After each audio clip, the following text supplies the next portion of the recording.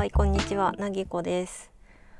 今日からですね、この今乗ってるボルボの XC40 っていう、電気自動車 EV をですね、ちょっと数日間お借りして、日常生活で使ってみてどうかっていうところを Vlog の形でレポってみたいと思ってます。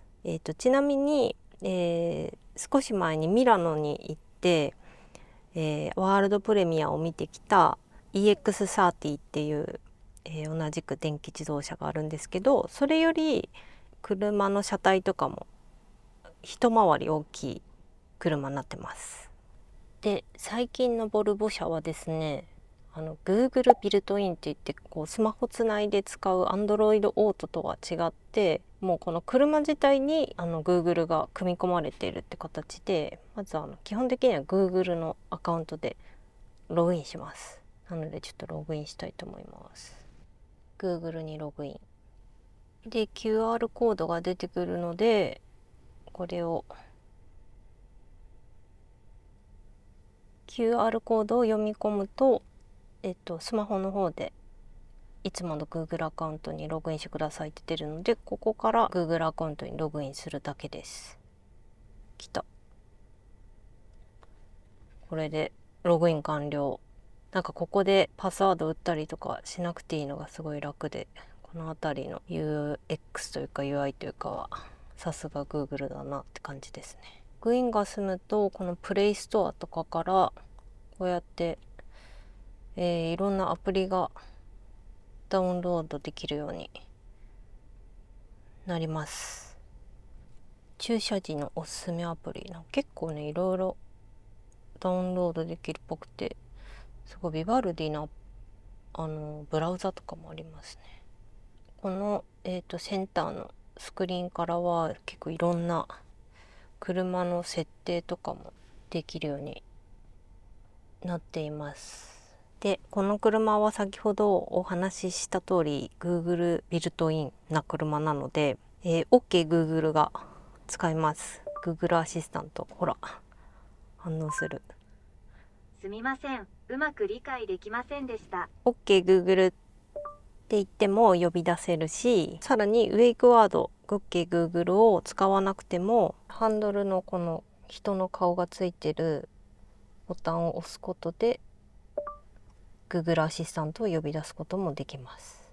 じゃあちょっとこの後美容院の予約を入れてるので、美容院に向かいたいと思います。マカロニコーストへのルートを案内して。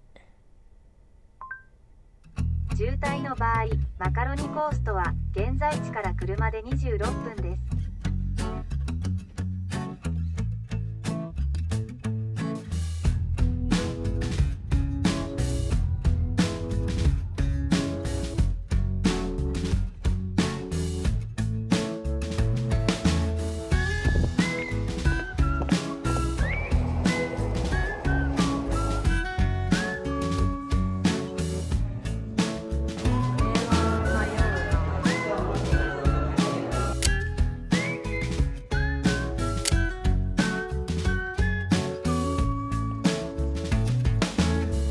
よし、いろいろ用事を終えて戻ってきました。駐車場代が怖い。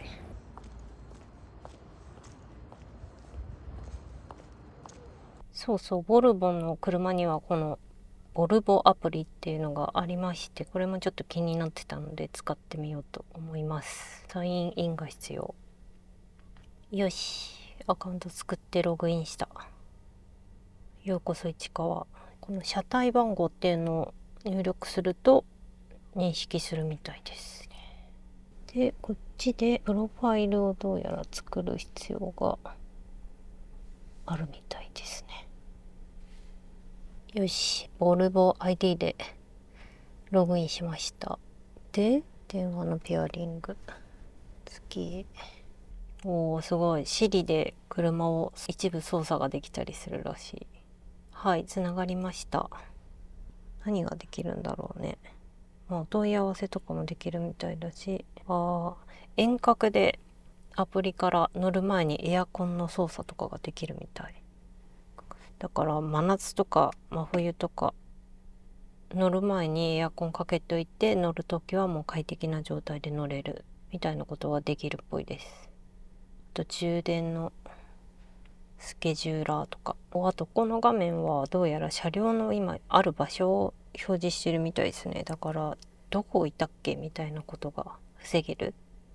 で、運転席周りなんですが、ちょっと今ケーブルを挿しちゃってますが、抜いてみると USB-C が挿せるところが2箇所。この下はこんな感じで無接点充電に対応したスマホが充電できるワイヤレス充電スポットになってます。これいいよね。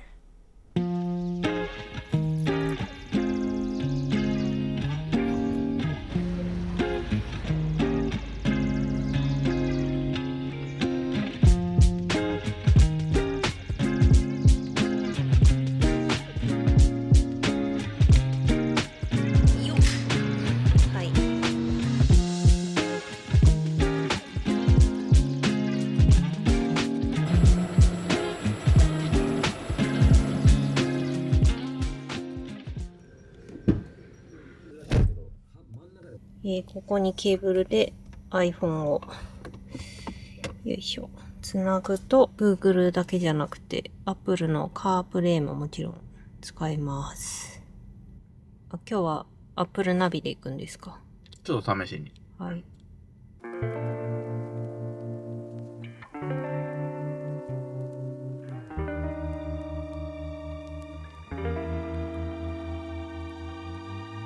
つまり制限速度に設定しておけばもうハンドル握ってればいいってことか。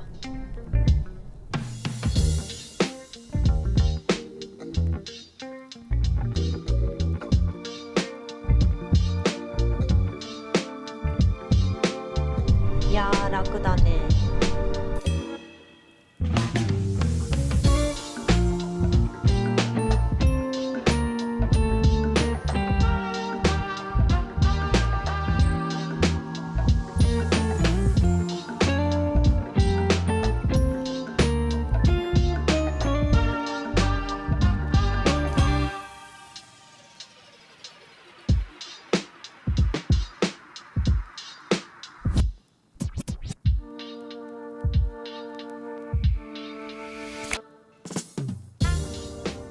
このワンペダルドライバーに慣れると非常に楽ちんで良いです。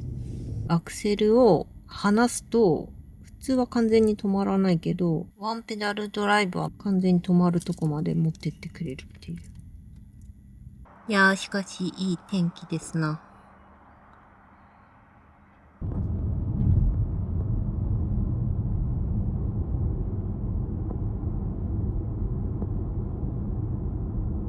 あと 58%、280キロ走れるということで、一旦充電ステーションを探します。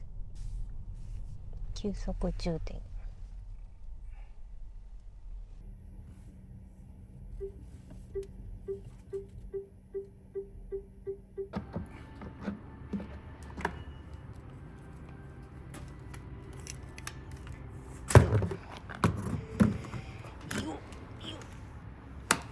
はい。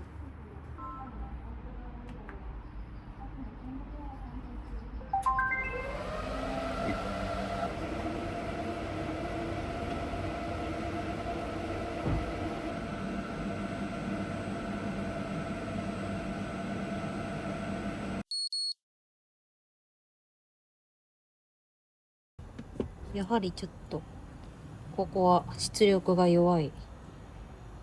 69% まで充電。よし、到着。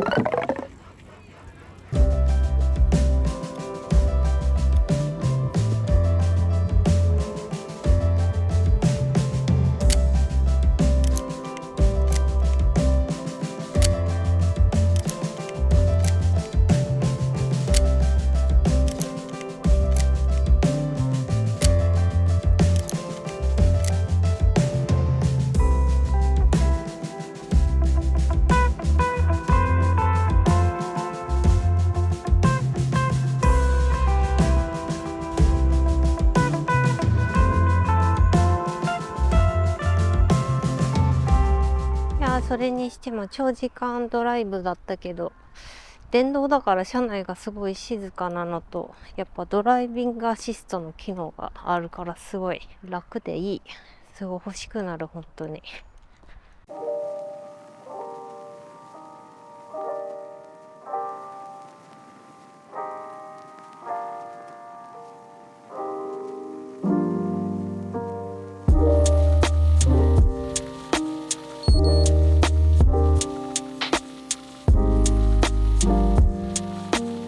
ちなみにせっかくなので、後ろのシートはこんな感じ。サンルーフもついてます。結構広い。で、後ろのここにも USB Type-C がついて、シートヒーターかな。で、エアコン。あ、後ろ結構広い。十分広い。そしてやっぱサンルーフいいな。開放感が全然違う。足元こんな感じ。全然余裕。まあちょっと私は割と小柄な方ではありますが。あとこのウールブレンドのこのシートも、このパイピングとかもさすがおしゃれ。さすが90ワットの充電は早いね。もう81までいった。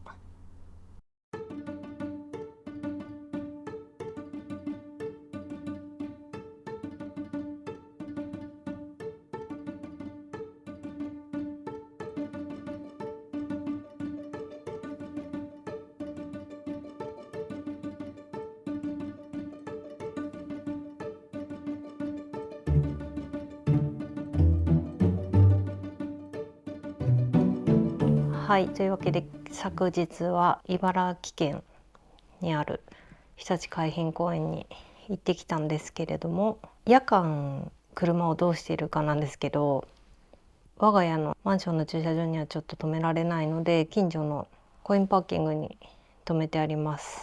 で、そこも、うちのマンションの駐車場も同様なんですけど、残念ながらちょっと充電設備がないので、充電するには近所の充電スタンドを見つけていかないといけないという状況で、私は本当に実は EV 購入検討を本当にずっとしていてですね、マンションの管理会社とかに聞いてもらったりもしたんですけど、設置は現状難しいみたいなことを言われていて、今回 XC40 をお借りしている間に、自宅に充電設備がなくても問題なく運用できるのかっていうのをちょっと試したい部分もありまして、はい、どうなんだろうな。現状はなんかそんなに問題感じてないんですけど、で先日インストールしたこのボルボアプリ、これでね、車にいなくても充電の状況とか確認できるわけですよ。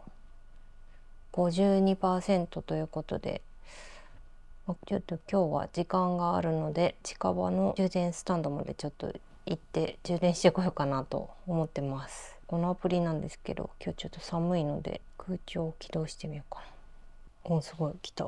11時25分に準備完了。あと30分。これで多分快適な温度になってるってことなのかな。あと車両のソフトウェアをインターネット経由でどんどん自動的にアップデートしてくれるんですけど、そのソフトウェアのアップデート履歴、どんな機能が追加されたよみたいなこともこのアプリ内から確認できます。本当スマホみたいな車です。めっちゃいい感じ。はい、というわけで車の中に来たんですが、確かに車内の空調がちゃんとついてて、適温になってます。これはすごい、真夏とかはすごい便利な予感がする。というわけでちょっと駐車場に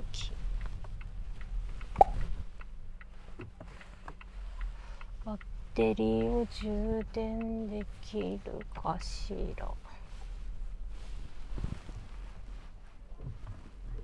と思ったら、まさかの満車。ちょっと別の充電スポットを探さねばなりません。いや日曜日はこういうことがあるんだな。明らかに充電は不要な車が充電優先の駐車場に止まっちゃってたので、まあしょうがない。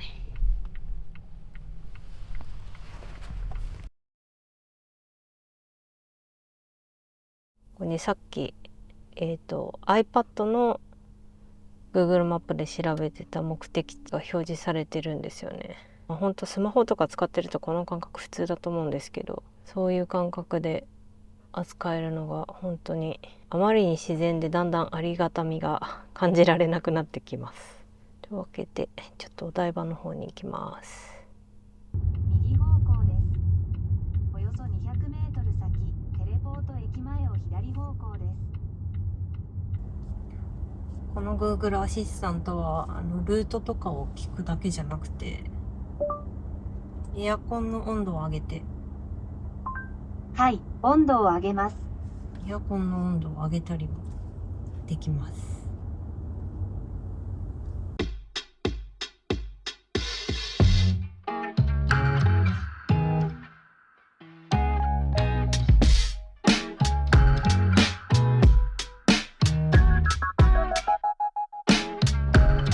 ちなみに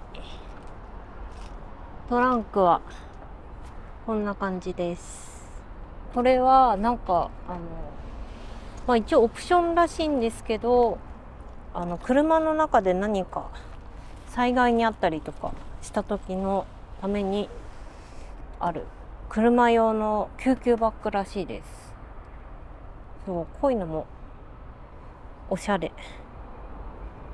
はい、というわけで、合計4日間このボルボの電気自動車 XC40 をお借りして、都内の普段の移動に使ってみたり遠出してみたりしましたけれども、まあやっぱりボルボの車、最新の新しい車に関してはこの Google ビルトインっていうのをすごい推していて、我々こうスマホがあるのが当たり前、スマホとずっと一緒にいるっていう毎日で、こういうデジタルサービスに本当頼り切って生きている中で、やっぱり車ってそことちょっと分断されてる仕組みなイメージがあったんですけど、まあやっぱりすごくこの Google ビルトインっていうのが導入されてるだけで、普段本当に日常的に使っているサービスと車がこうダイレクトにつながっている感じはすごくこうユーザー体験として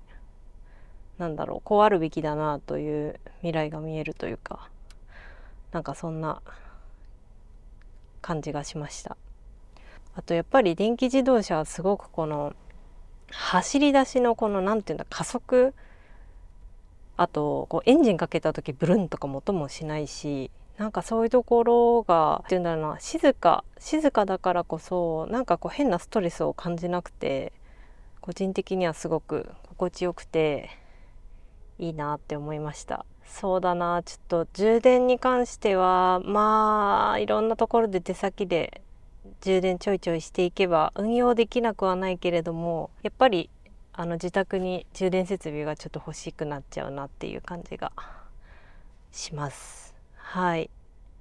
あと我が家車ももちろんあるんですけど、我が家の車はマニュアル車なのでちょっと私が運転できないので、普段は助手席専門なんですね。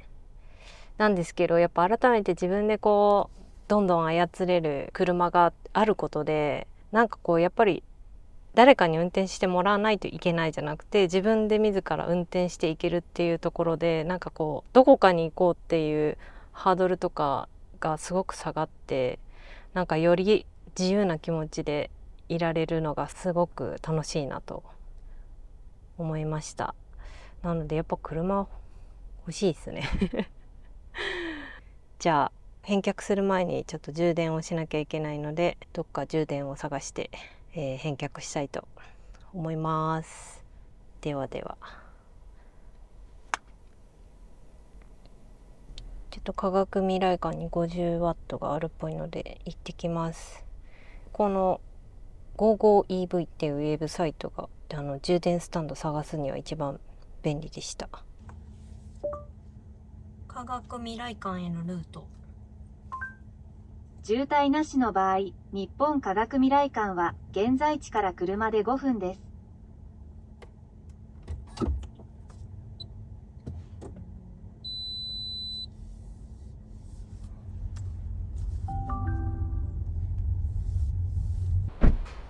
よし、発見。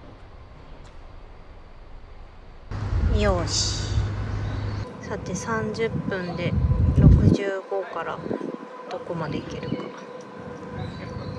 充電30分なので、ヘイシリ、タイマーを30分にセット。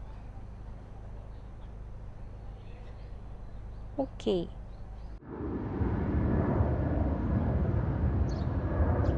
バッチリ 90% まで充電できてます。完璧。